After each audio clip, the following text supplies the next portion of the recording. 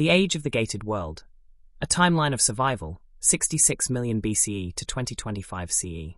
This is the story of a timeline defined not by progress, but by persistent fear, a constant, low-grade war against an unforgiving nature.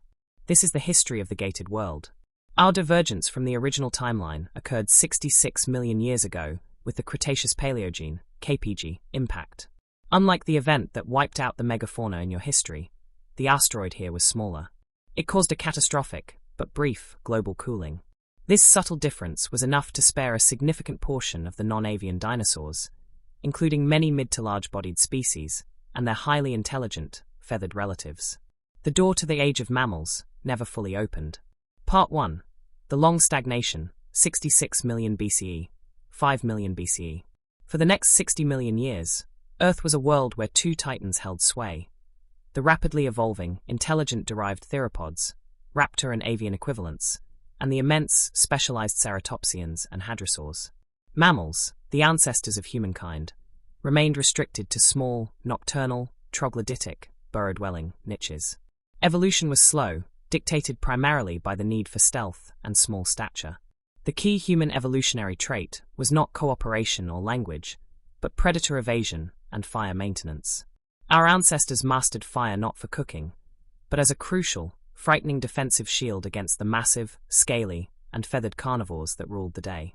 This environment bred a hyperfocus on immediate, physical threats. Part 2. The Ascent of Man, 5 million BCE, 1000 BCE. Around 5 million years ago, a lineage of bipedal primates began to use simple tools on the fringes of dinosaurian territory. Their evolutionary pressure was immense. They had to be smarter, faster, and more organized than your timeline's ancestors, or face complete extinction. By 200,000 BCE, when Homo sapiens emerged, our culture was already defined by a collective, militarized mindset. Their societies prioritized fortification and group hunting tactics, using specialized fire-hardened weapons.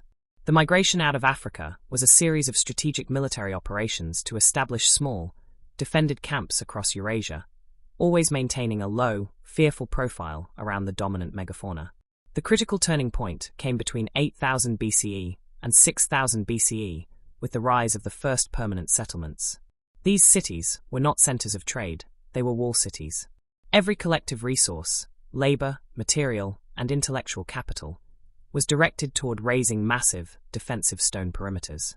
Security wasn't a civic function, it was the sole political directive.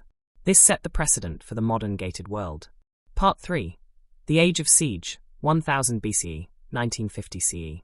The era of centralized states was characterized by a perpetual, low-intensity war against the natural world.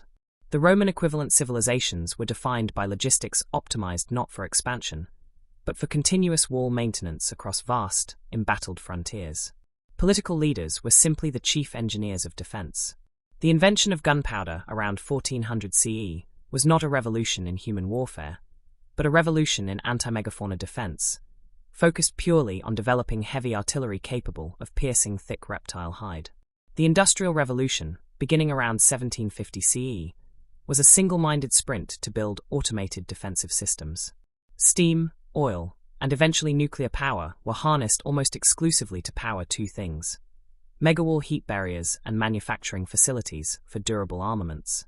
The human population remained extremely low, around $1.5 billion by the 1950s, due to the continuous attrition and the massive territory still controlled by the beasts. The event we call the First World Siege, approximate 1900 to 1950 CE, was the moment human civilization, now unified by its defense technology, launched a coordinated, global effort to forcibly contain the last great dinosaurian preserves. This event defined the geopolitical landscape, separating the safe, gated world from the dangerous, uncolonizable wilds. Part 4.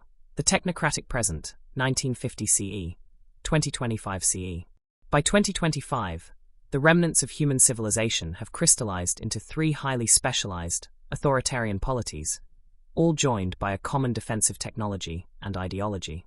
The Continental Collective, governed by an absolute command triumvirate of technical specialists, their lives are dedicated to perfecting the all-seeing Autonomous Security Network, ASN, and the predictive DR engine. Their culture is the doctrine of the apex, a religion where survival is achieved through the absolute authority of data and engineering.